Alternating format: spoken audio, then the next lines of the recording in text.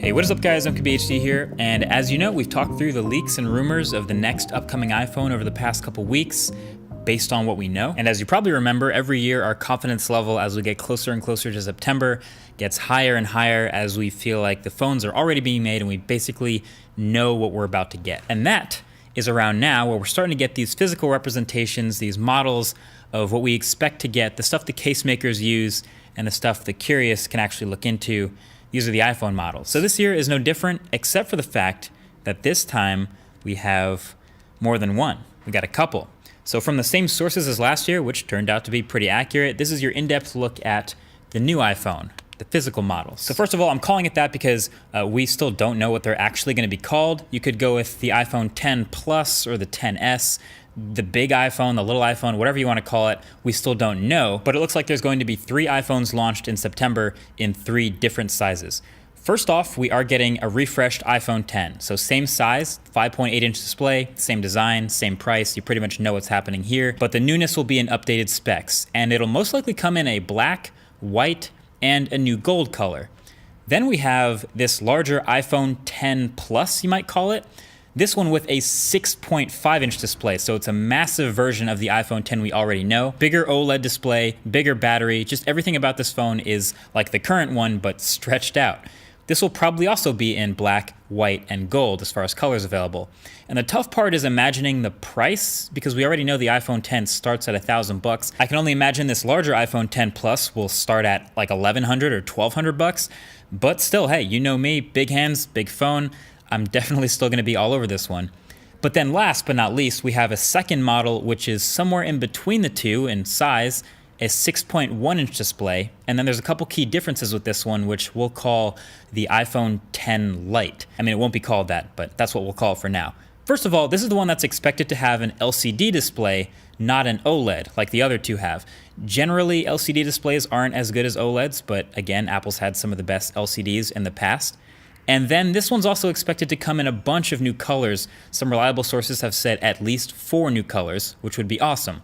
Still looks like a glass back though, as you can see, it's not plastic, but you can see it also has a single camera on the back instead of 2. And so with all these differences, it's supposed to start at a lower price point, maybe around $700 to $800.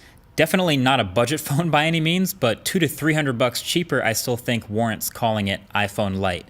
Still has Face ID, still has Force Touch, still has all the other features of the $1,000 iPhone 10, except the OLED display and the dual cameras. Plus you get some color choice. A lot of people tend to think this lower price is going to make the iPhone Lite or whatever it's called the best selling of the new iPhones. I tend to agree with that, although it's not as clear-cut as you might think. There's a lot of things Apple's doing to make it feel and make you definitely know this is the cheaper one, but I'm still hoping for some good colors, maybe a red and a blue and an orange at launch. That would be cool. But here's some other things you might not have noticed or heard yet about the hardware.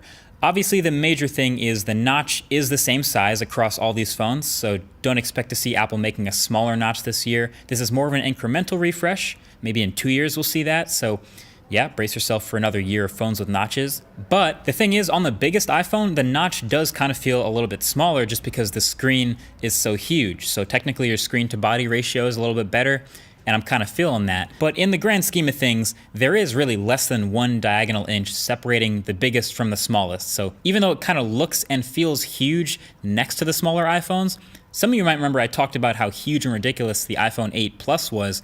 This new iPhone 10 Plus will still be smaller than that iPhone, just a little narrower, a little bit smaller, but we'll have a massively larger display, 1 extra diagonal inch of screen.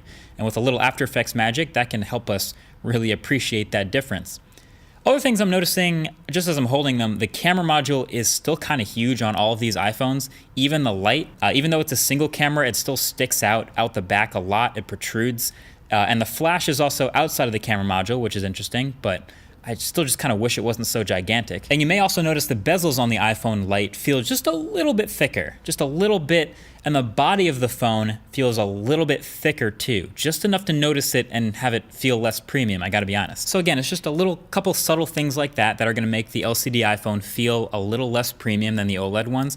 There's also a new rumor that this LCD iPhone will have Face ID Generation 1, and these 2 new OLEDs will get Face ID Gen 2, which may be faster or more secure or some things like that. Also, and this may be super minor, these new iPhones appear to be white, while the old ones look silver. It's just a little bit brighter. But that's, again, something you'll probably only really notice when they're next to each other. I actually dig it though. The white feels cleaner. But that is it. That's the most reliable version we have now of what we expect to be Apple's 2019 smartphone flagship lineup. Nothing too shocking here, obviously, at all. I am really into the idea of the bigger iPhone though, which is weird because I've said before that the current iPhone size versus the screen is great, but I've used so many bigger phones lately and it compares so well to some other big phones I've used that I'm really excited to finally have a big iPhone screen like this. This will be the biggest iPhone screen ever. But what do you think? Which one would you end up getting? The biggest phone with the biggest price, or the smallest phone with the current iPhone size, or do you fall somewhere in the middle? Feel free to let me know in the comments section below. Or even better yet, feel free to share this video for those who are curious about the future of the iPhone, soon to be revealed in September of this year. Either way, until the next one, thank you for watching. Talk to you guys later. Peace.